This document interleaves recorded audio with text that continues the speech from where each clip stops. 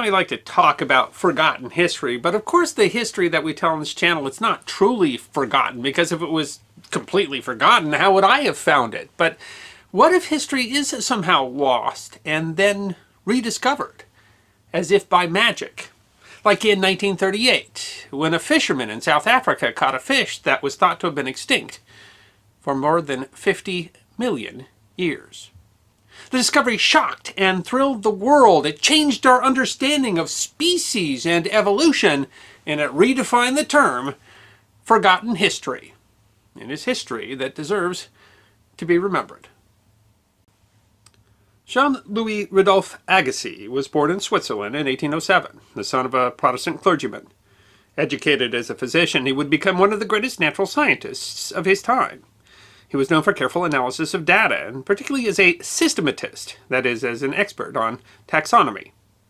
Although he made vast contributions to many scientific disciplines, one of the most important was in ichthyology, specifically the taxonomy of fishes. His contribution was derived from his exhaustive work, Research on Fossil Fish. For the mammoth work, published between 1833 and 1843, Agassiz visited museums throughout Europe, creating what has been described as a magnificently illustrated work, describing hundreds of fossils of fish, and creating a taxonomy to classify them. In an 1839 volume of the work, he described a class of fish based on a fossil of a tail.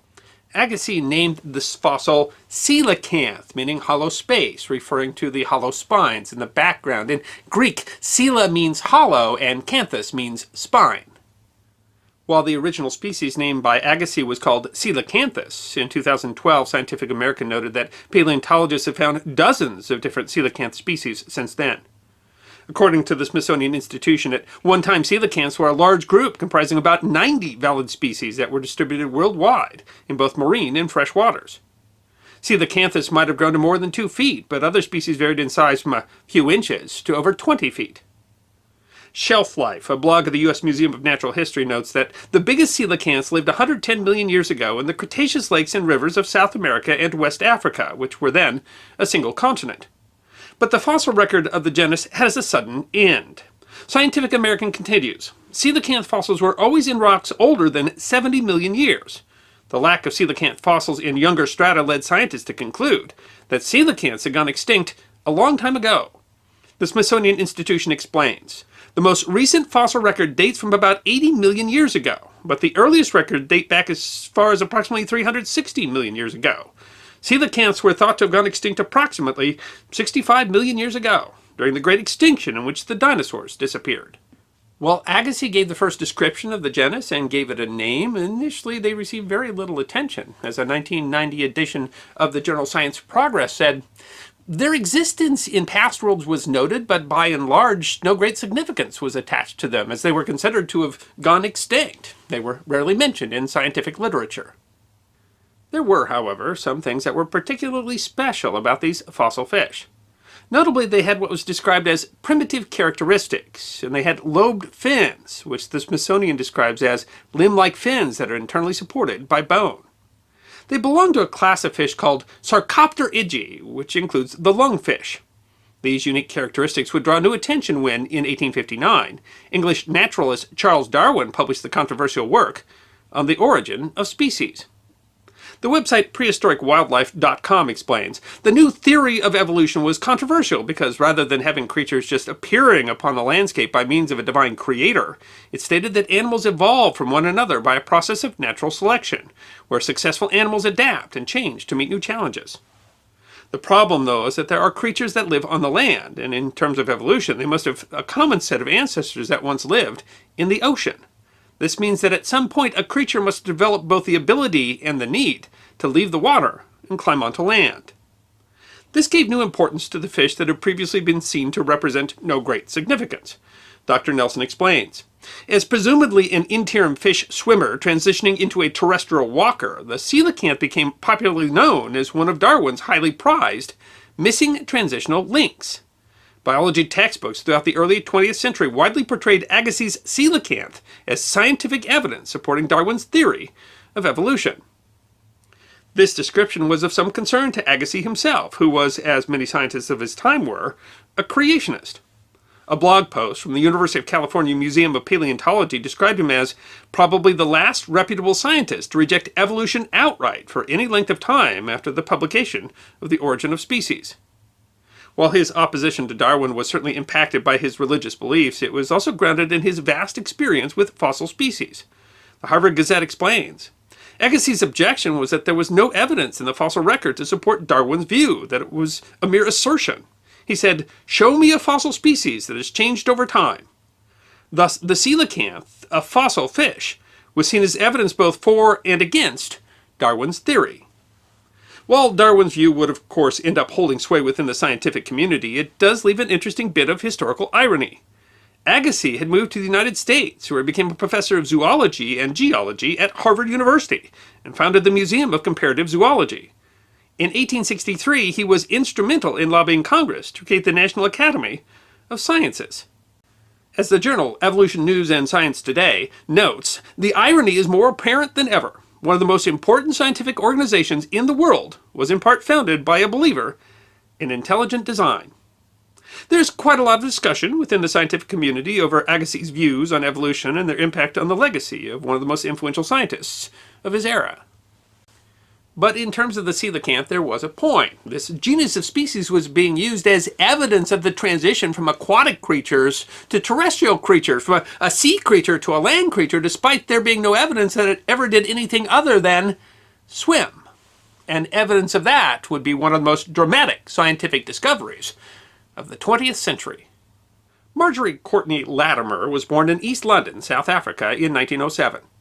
Even as a child, she loved the natural world and had hopes of working in a museum. But with few opportunities in that field, she studied to be a nurse.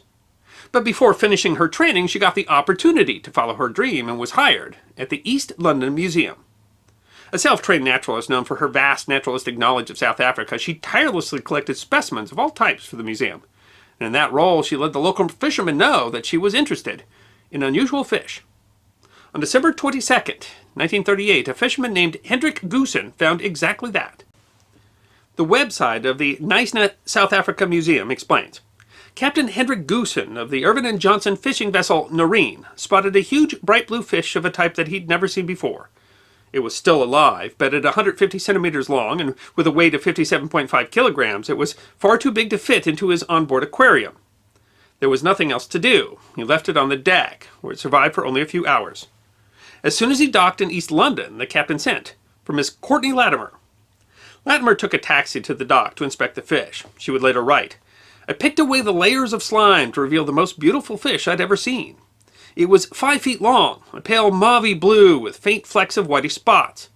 It had an iridescent silver blue-green sheen all over. It was covered in hard scales and had 4 limb-like fins and a strange little puppy dog tail.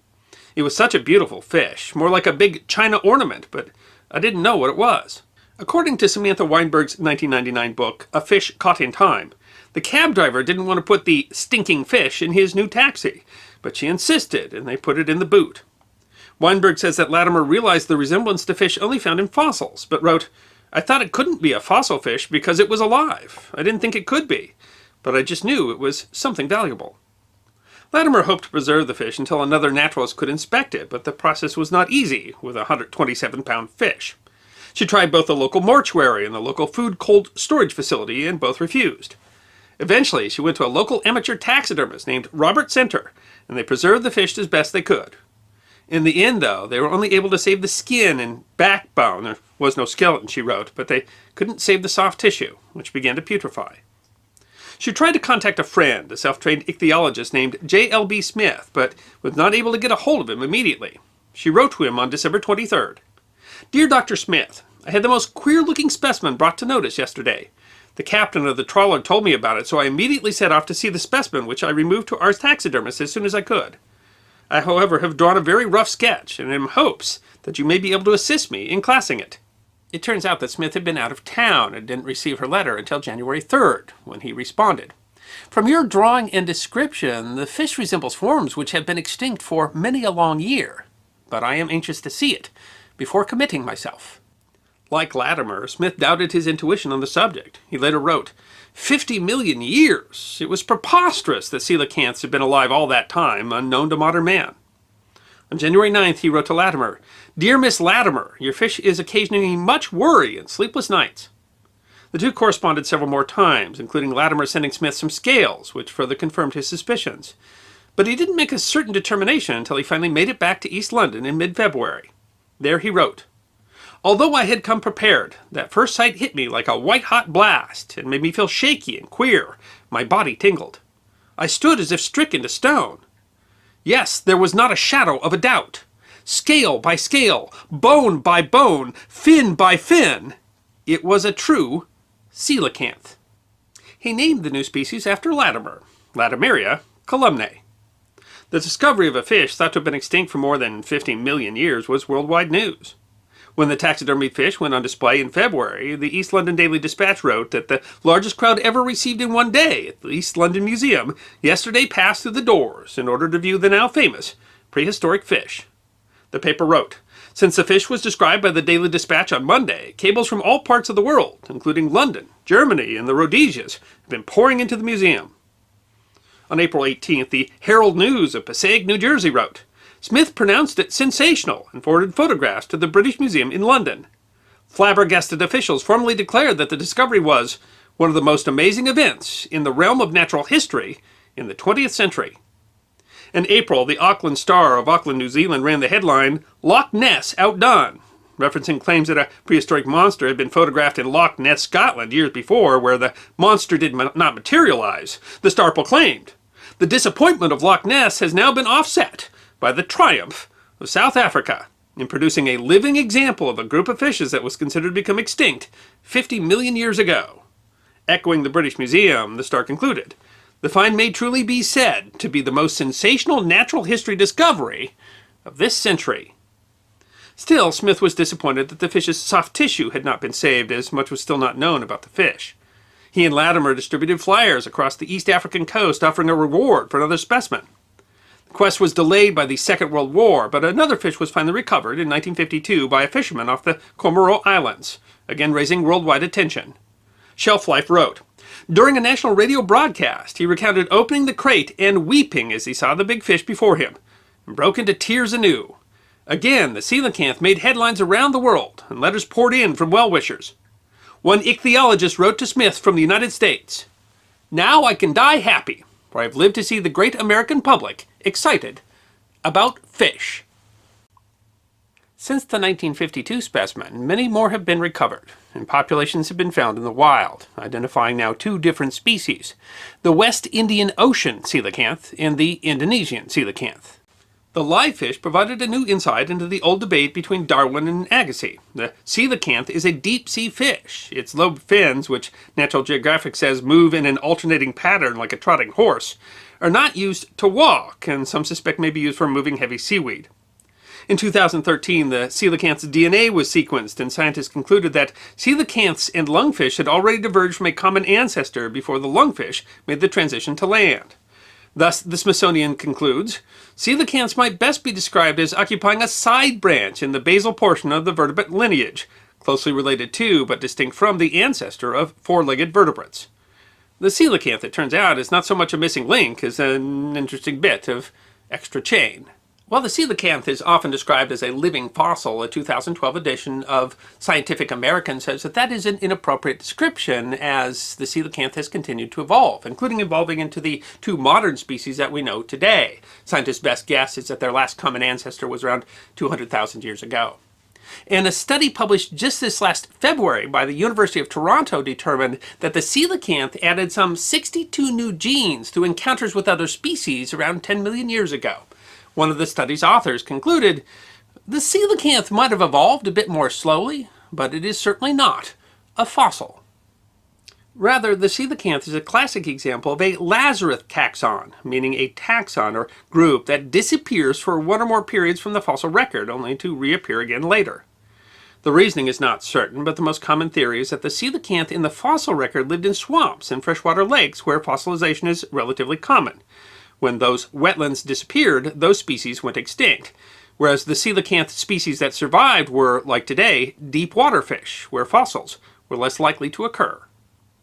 And the coelacanth had an interesting cultural impact, as the creature from the iconic 1954 horror film Creature from the Black Lagoon was, according to the son of the screenwriter, inspired by the discovery of the coelacanth, both as a creature from prehistory driving into modern times, and as a missing link between man and fish. But the discovery of the fish that, as Smith noted, survived 50 million years unknown to modern man led to one distressingly predictable outcome, and that is it nearly caused the coelacanth's extinction. The fish was nearly hunted to extinction as black market prices rose to as high as $2,000 an ounce, driven by aquariums seeking live specimens and practitioners of Chinese medicine who theorized that the fluid from the spine of the fish that lived in the time of the dinosaurs could provide immortality. As Samantha Weinberger quoted Latimer in her 1999 book, perhaps it's time that we leave the coelacanth in peace.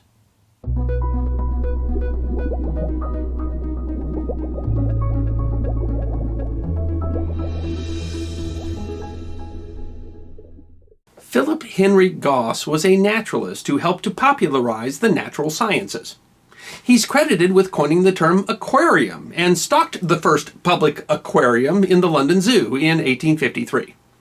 In 1860, he wrote a book called The Romance of Natural History, where he noted that many new mammal species had been discovered in the 19th century and speculated that more were yet to come. That speculation would inspire a famous explorer, artist, and colonial administrator, and in 1901, that inspiration would lead to one of the most extraordinary events of the 20th century. The discovery of a large mammal, some of which can be more than 700 pounds, previously unknown to science. It is a story of a mystery and one scientist's determination to solve that mystery that takes us to the deepest parts of darkest Africa to find one of the world's most unique species. It is a story that deserves to be remembered. Henry Hamilton Johnston was born in Kennington Park, South London, in 1858. It isn't clear exactly when Harry Johnston read Gosse's The Romance of Natural History, but was part of what spurred his interest in animals, especially Gosse's chapter on the unknown, where Gosse asks, "What may we not expect of the vast, the uncouth, the terrible of the creatures which may yet lurk, unsuspected, in the teeming wilds of Central Africa?" And Gosse then went on to make an astounding assertion. It is highly probable, Gosse speculated, that an animal of ancient renown, and one in which England has a peculiar interest, resides in the region just indicated. I refer to one of the supporters of Britain's shield, the famed unicorn. Gosse's justification for that wild speculation was that various European scientists had heard accounts of a horned, horse-like creature living in Central Africa. Gosse's description enthralled Johnston and inspired his imagination. As a young man, he developed an interest in natural history and a talent for art, and that led him down a unique career path, taking commissions from scientists to do drawings to illustrate their scientific books and papers. Johnston studied languages at King's College, and his passions led him to travel, where he often accompanied and later led expeditions using his artistic skills to capture the expedition's discoveries in an age when photography was rare. He developed a reputation as an explorer and as a scientist, but also concluded treaties and was a central figure in negotiating European spheres of influence on the African continent in the 19th century. In 1883, his travels allowed him to meet the famed explorer Henry Morton Stanley, the explorer who had famously tracked down the missing Dr. David Livingstone in 1871. Stanley would later play a role in Johnston's most famous discovery. In 1888, Stanley published a book called In Darkest Africa. The book was Stanley's account of the disastrous mission to relieve Emin Pasha that is the topic of another episode of 5 Minutes of History. In the book, Stanley makes an account of African pygmies, a reference to a diminutive peoples of Central Africa, from tribes such as the Aka, Efe, and Mabuti, where adult men are on average less than 150 centimeters, or 4 foot 11 inches tall. While Stanley was not, in fact, the first European to encounter the pygmy peoples, he noted something unique in a footnote to his book. The pygmies that he encountered mentioned an otherwise unknown sort of African donkey or zebra that lived in the dense forests of Central Africa, that they called the Ati. As there would be no grassland there on which a horse could forage, Stanley speculated that the animal must survive by foraging on leaves. This account confounded Johnston. Wild horses of all types lived on the plains, and none fed upon leaves. Could these be the unicorns to which Gosse had alluded in 1860? Johnston wrote in a magazine article that he determined to make further inquiries on the subject whenever fate should lead me in the direction of the great Congo forest. Fate would lead him there in 1899, when Johnston was sent to the British Protectorate of Uganda to negotiate an end to ongoing conflict with local chiefs. It was there that Harry Johnston would make his first encounter with the Pygmy peoples. A German, across the border in the Belgian Congo, had kidnapped some pygmies, apparently intent upon taking them to Europe to exhibit them. He had been chased by Belgian authorities, but had escaped into British Uganda. The Belgian authorities appealed to Johnston, who had the man arrested. The German was tried and required to pay a fine. The pygmies were released into Harry Johnston's custody. Johnston promised to return the kidnapped natives, members of the Wambuti tribe, back to their own lands. But while they were with him, he took the opportunity to talk to them about the Ati that Livingstone had mentioned. To Johnston's joy, the Wambuti were familiar with the animal, which they described as being striped like a zebra, but having a solid brown upper body. And, most surprisingly, they said that the animal had more than one hoof. That was telling to Johnston, because if the animal indeed had cloven hooves, it could not be a horse, since all modern horses' hooves are a single piece. Could it be, he thought, a remnant of ancient horses, long thought to be extinct, who had toes on their feet? That would be an amazing discovery indeed. On the expedition to return the natives to their homes, Johnston met some Belgian officers who told him that some of their native troops had recently killed an Ati. Johnston was able to procure from them 2 bandoliers, straps that are used to carry ammunition, that had been made from the animal's skin. They were indeed striped like a zebra, but little more could be determined from these small strips of hide. On the way, the Wambuti pointed out tracks, and Johnston was surprised to find that they were neither the tracks of a single-hoofed horse nor of a toed horse ancestor, but the cloven hooves of an antelope. He thought that the tracks must be from something else, one of many forest antelope. That was, though, as close as he got. After returning the Wambuti to their homes, the expedition was struck by malaria and had to return to Uganda. But the Belgian officers remembered his interest. The next time their native soldiers killed one of the animals, they sent the skin and skull to Johnston. And from those, Johnston concluded that the find was even more astounding than he imagined. The animal was neither a horse nor a unicorn. It was, rather obviously, a type of giraffe. The animal species that he discovered, officially recognized in 1901 as Okapia johnstoni, was the okapi, a forest-living relative of the giraffe. That was an amazing discovery, as the giraffe was thought to be the last surviving member of the Giraffidae family, and no other species of that family had been thought to exist since the Miocene epoch, which ended more than 5 million years ago. The okapi has been described as one of the most unique large mammals on Earth, and it was the last major mammal to be discovered on the continent of Africa. It is related to the giraffe, but the relationship is very distant, with a 2016 study determining that the closest common ancestor between the two goes back more than 11.5 million years. The okapi is sometimes included among the small class of creatures that are called living fossils, because its closest relative exists only in the fossil record, and it is very similar to Sammatherium, a giraffid that is only known to have lived during the Miocene epoch. A shy and solitary creature, it is by some accounts the 9th rarest creature on Earth, with less than 20,000 thought to exist in the wild. Its solitary nature, well-developed camouflage, and range in some of the most remote and inaccessible parts of the Earth kept it from the eyes of science clear until the 20th century. Today, the okapi is threatened by habitat destruction and poaching. While it is protected by law, its range in the Ituri Forest of the Democratic Republic of the Congo is an area of political instability and violence.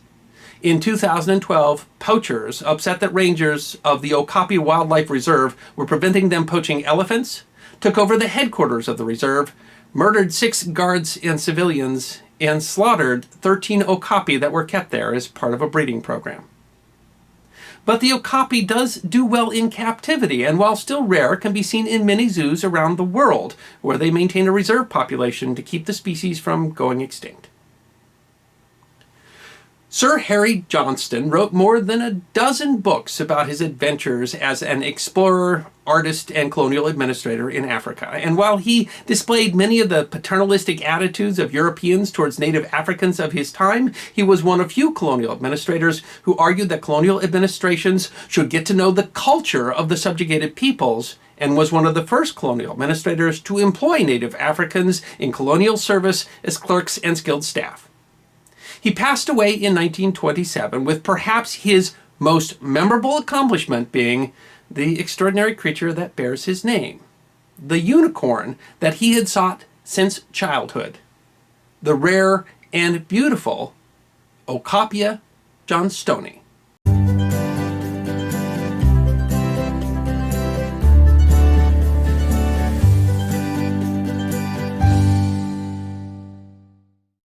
According to Chinese legend, when the tyrant King Qin of the Shang ruled over China some 3,000 years ago, a horse, an ox, a donkey, and a deer went into a cave to meditate. When the tyrant king had one of his advisors executed, the 4 came out and transformed into humans in order to spy on the king, and seeing his heinous acts, decided that they wanted to punish him. But he was very powerful. And so they transformed themselves into one animal that had the speed of a horse, the strength of an ox, the keen sense of direction of a donkey, and the agility of a deer, and they headed off to the Kunlun Mountains to seek the advice of the primeval Lord of Heaven. Upon seeing the animal, which had the face of a horse, the antlers of a deer, the hooves of an ox, and the tail of a donkey, the Lord was astonished and gave the creature the name Sibu Yang, which meant the 4 unlikes, meaning that it was unlike any of the other 4 animals. Today, that animal is called the Milu, and it has a history that is almost as remarkable as the legend. The strange and still evolving history of Père David's deer deserves to be remembered.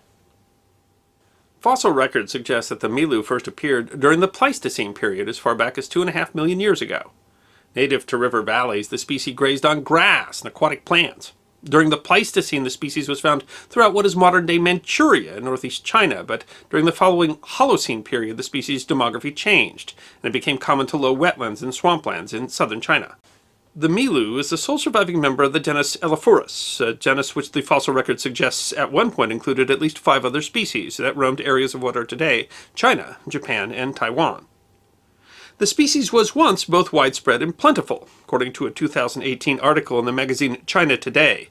Archaeological evidence from as far back as 10,000 years ago suggests that Milu bones were found in similar numbers to those of farm pigs, meaning that it was a common source of food. Inscriptions on bones from the Qin dynasty some 3,000 years ago record 348 Milu deer caught in a single hunt, suggesting there was a large population. It was also during this period that the Milu became part of Chinese mythology with the legend of the 4 animals. According to the legend, related in the 16th century AD Chinese work Investiture of the Gods, the primeval Lord of Heaven gave the creature permission to overthrow the king, and a noble named Zhang Ziya rode the creature in the 1046 BC Battle of Mu, where the king was overthrown. It was as early as the following dynasty, the Zhou, that the Chinese royal court established an imperial zoo that included free-ranging birds and animals, including Milu deer. The animals were kept in imperial parks as high-status animals and sources of royal venison, as a legend arose, perhaps derived from the previous legend of the 4 animals, that the Milu was a magical creature, and hunting and eating its flesh would grant the emperor eternal life. It's not really clear how those herds would have been maintained over multiple dynasties and hundreds of years, but there is a record that soldiers of the Yuan dynasty in the 13th century AD herded several Milu to a preserve near the new imperial capital, what is modern-day Beijing, for the royal family to hunt for sport. It's not really clear where those animals would have come from, but whether they were the descendants of royal herds that had somehow been maintained for more than 2,000 years, or whether they had some other source, there's speculation that the species was already going extinct in the wild. Hunting likely played a role, but the general theory is that the species' demise over the period was mostly due to habitat destruction. The wetlands where the animal thrives are ideal land for farming rice, and as the human population grew and expanded, the species was lost along with its habitat.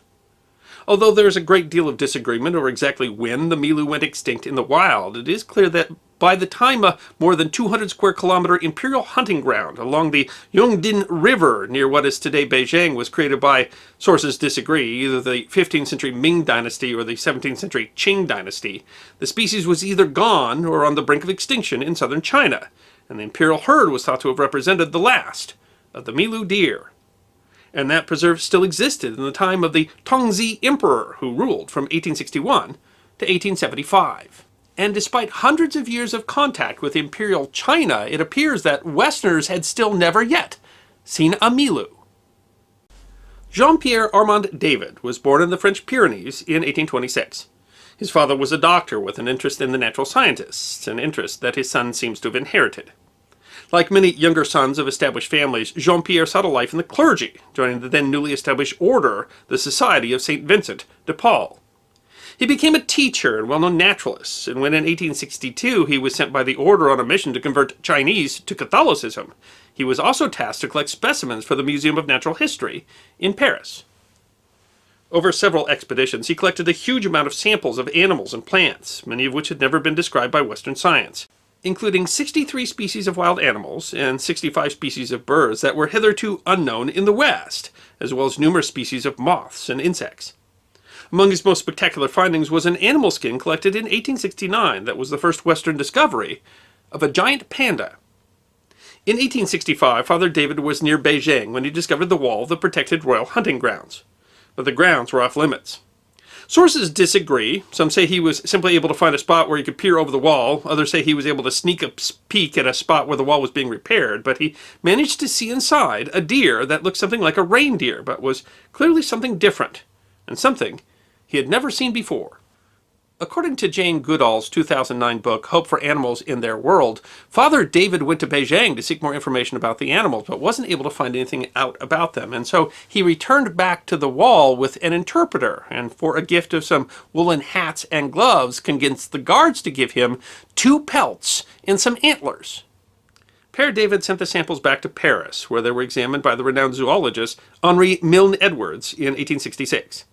Milne-Edwards identified the sample as representing a previously undescribed species and named them in the priest's honor, Père David's deer.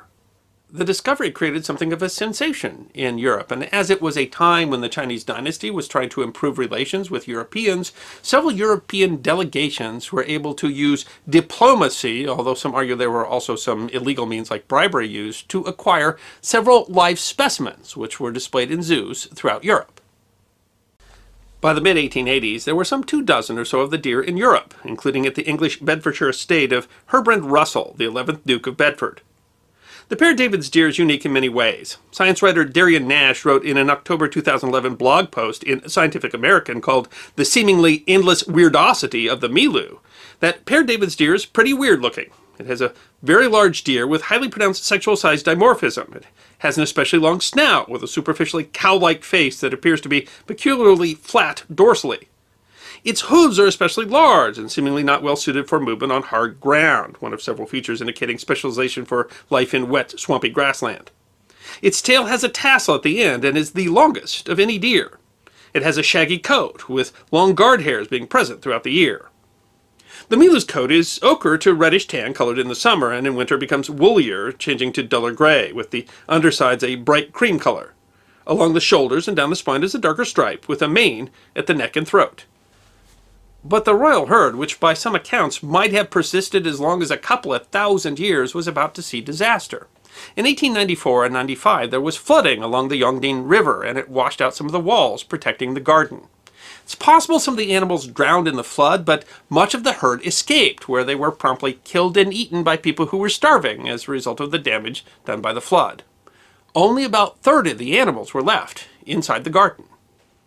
Then in 1900, during the multinational response to the anti-Christian uprising called the Boxer Rebellion, the garden and palace were occupied by soldiers from the German Empire, who, it appears, killed and ate the remaining animals from the herd, although some sources claim that some specimens remained in the Beijing Zoo until 1922. Suddenly, the herd that had preserved the species for so long was gone. The species was thought to have become extinct in its native land, something called extirpation, and the only known examples left were in Europe. According to a 2017 paper published by the Royal Society, hearing the news of the loss of the herd at the Royal Hunting Gardens, the Duke of Bedford, who was a soldier and a politician but also a renowned zoologist who would eventually become president of the Zoological Society of London, realized that the small populations of deer in various European zoos were too small to create breeding populations, and so convinced the other zoos to sell him their specimens in order to preserve the species. By 1901, the entire population, just 18 animals, only 11 of which were capable of reproducing, were removed to the Duke of Bedfordshire's estate called Woburn Abbey. The Duke was concerned with animal preservation and played important roles in the preservation of the European bison and the Himalayan tahr. According to Jane Goodall, Père David's deer in the deer sanctuary at Woburn Abbey did well, and the herd had expanded some 90 animals by 1915. But the Great War brought supply shortages, especially shortages of fodder, and the Duke had difficulty supplying his wild deer collection. The herd reduced to just 50 animals. The species recovered between the wars, but faced risks again during the Second World War, when not only was there another shortage of fodder, but there was risk from nearby bombing. The 11th Duke's son, Hastings William Sackville Russell, the 12th Duke of Bedford, realized that the entire species could be killed by a single errant bomb, and so he started sending specimens to zoos around the world. By 1970, Goodall noted that there were breeding groups of Père David's deer in centers all over the world, with over 500 at Woburn Abbey alone. Père David's deer can now be found in numerous zoos and preserves. You might well have seen them yourself. Every single one, in every single zoo, is a descendant of the original 11 animals acquired by Herbrand Russell. In 1955, the first attempts were made to reintroduce the Milu to China, but early attempts failed, with the animals either dying during transportation or being unable to successfully reproduce. There were only 7 animals in China in 1979, not enough to have a successful breeding program. It was through the efforts of the 14th Duke that in 1985, 22 animals were sent to reestablish the species in its native China. The park to which they were taken was once an area covered by the Royal Hunting Grounds. Goodall describes the effort made to provide a suitable habitat, assisted by a Slovakian zoologist named Maha Boyd. The process was complicated, required that a heavily polluted creek be blocked off and the lake be refilled with clean water provided by springs. Further efforts have increased the species' worldwide population above an estimated 5,000, with some 2,500 in 3 preserves in China, and around 700 now thriving in the wild. The survival of the Milu, which is so remarkable because the species faced extinction so many times because of events in human history, has recently been called into question. First of all, there's some stories that Milu were killed in the wild as late as 1939. But there's also been some recent research on a couple of pelts that were acquired from Hainan Island, an island off the southern coast of China, in 1869. Those pelts were originally listed as Eld's deer, but it's long been suspected that they were actually Père David's deer. And genetic tests on the nearly 150-year-old pelts in 2017 determined that not only were they Père David's deer, but they were genetically so similar to the deer that Père David found in the Royal Hunting Gardens that it now seems likely that those deer in the Royal Hunting Gardens were not the survival species of some 2,000-year-old royal herd, but in fact were sourced from Hainan Island. And if that's true, that means that there was a wild population of Milu, even in Père David's time, although the story was that they were rare on the island at the time and probably went extinct shortly thereafter. And if all that's true, it does change the long-told story about the survival of Père David's deer, but it's really no less remarkable that the species could survive for some 2,000 years on a tiny island on the fringe of its habitat than it is that it could survive as part of a royal herd. And regardless of when the species went extinct in China, all the Père David's deer alive today came from the Duke of Bedford's herd. And their survival is so unlikely that it's really as unbelievable as the story that an ox, a horse, a deer, and a donkey went into a cave and came out a wholly different animal. Sometimes history is, well, just as good as legend. I hope you enjoyed this episode of The History Guy, short snippets of forgotten history between 10 and 15 minutes long. And if you did enjoy, please go ahead and click that thumbs up button. If you have any questions or comments or suggestions for future episodes, please write those in the comment section. I will be happy to personally respond. Be sure to follow The History Guy on Facebook, Instagram, Twitter, and check out our merchandise on teespring.com. And if you'd like more episodes on forgotten history, all you need to do is subscribe.